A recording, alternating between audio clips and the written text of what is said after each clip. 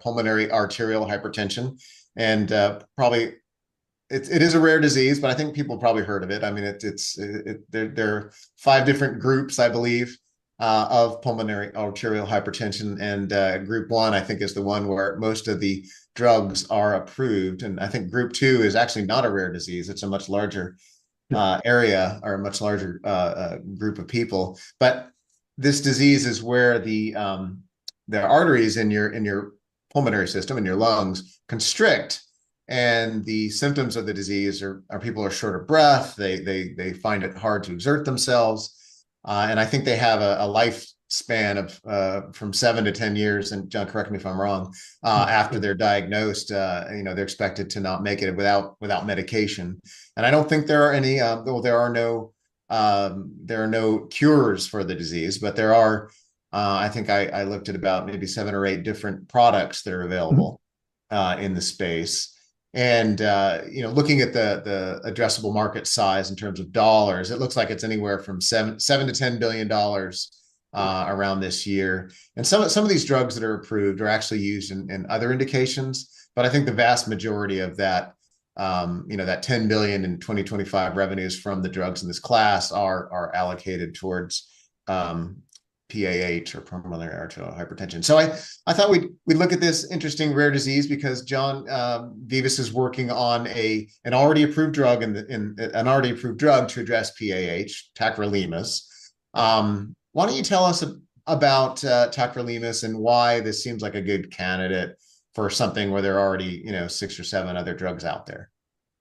Yeah, so a great set of questions, and I appreciate the opportunity to discuss it's kind of a horrifying disease when you're diagnosed with it. Yeah, it's a scary one. It's a Yeah, scary. People talk about it, and they can't get a breath, and they feel like they're gonna, they're not gonna make it, and so it's serious. Yeah.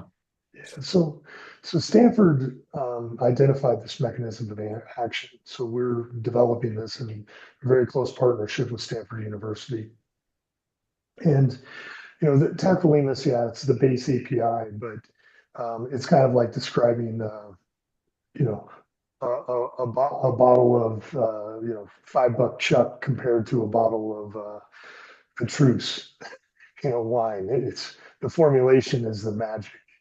And so our team, developed what I think is a brilliant formulation that achieves a PK curve. Tacrolimus is used to trigger immunosuppression in transplant patients. Our drug doesn't trigger immunosuppression, which is important for somebody who's really as sick as they are with PAH. And our formulation was very, very intelligent in what we created to create the right PK curves, for the patient. What we do is we reinitiate what is referred to as BMPR2 signaling. So what Stanford discovered is that patients who have this pulmonary arterial hypertension disease, their BMPR2 signaling is switched off. And that by reinitiating BMPR2 signaling, the patient and the proliferation of the arterial wall reverses. And so a patient who's a class 3 patient can be reversed back to class 2. A patient who's a class 4 patient can be reversed back to class 2. And that's substantive. And the clinical endpoint that becomes important is a 6-minute walk test. So a class 4 patient can walk maybe 100 meters. A class 2 patient can maybe walk 750 to 1,000 meters. So their ability to process oxygen through their vascular system and through their lungs is greatly improved. And that's what our drug does.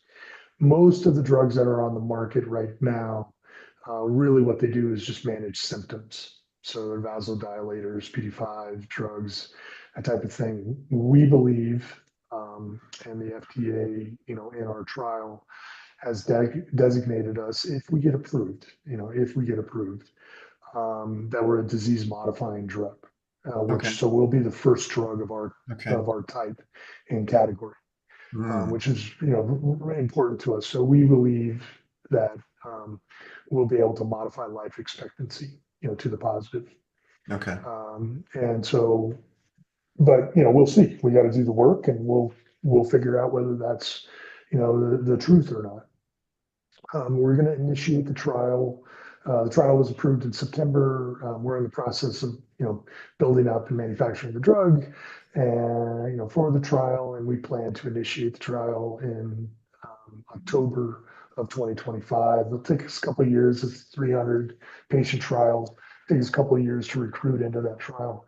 But because the drug is already in man, and we have a fair amount of compassionate use data, Mhm. we're looking at right to try, and we're looking at compassionate use both here in Europe as well as in the United States.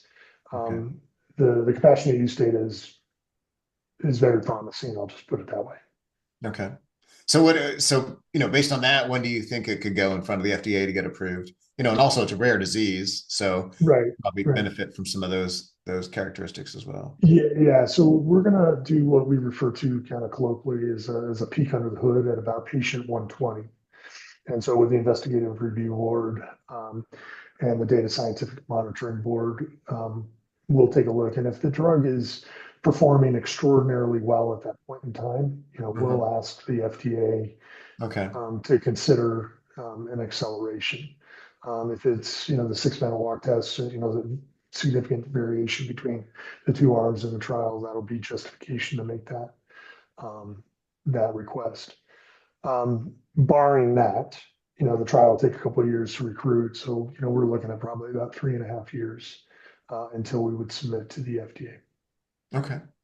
And Bryan, I know you'd spent some time looking at PAH yourself. I don't know if you guys own anything in your portfolio or considering anything in your portfolio, but what are your thoughts on the space? It's a rare disease, which is an attractive space, and there are several drugs there, but as John said, no yet approved disease modifying therapies. What's your thought?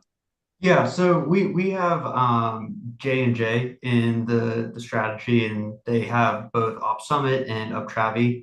Mm, But like John was saying, both of those are more progression focused on the disease. They're not necessarily disease modifying. But that being said, those two combined made up, I think, about 3 billion in revenue last year for Yeah. J&J, and so it really is a market that's pretty substantial. While small, it's one of the more substantial small ones. yeah. Right. Yeah. And it's also something where I think there has been a lot of improvements over the past 5 to 10 years or so. Both OpSummit and Uptravi are one of the higher growth drivers for J&J right now in terms of the demand there and the uptake that we're seeing. But I think it is really exciting that we're seeing kind of the prospects of not just slowing the disease, but eventually potentially kind of starting to reverse those effects.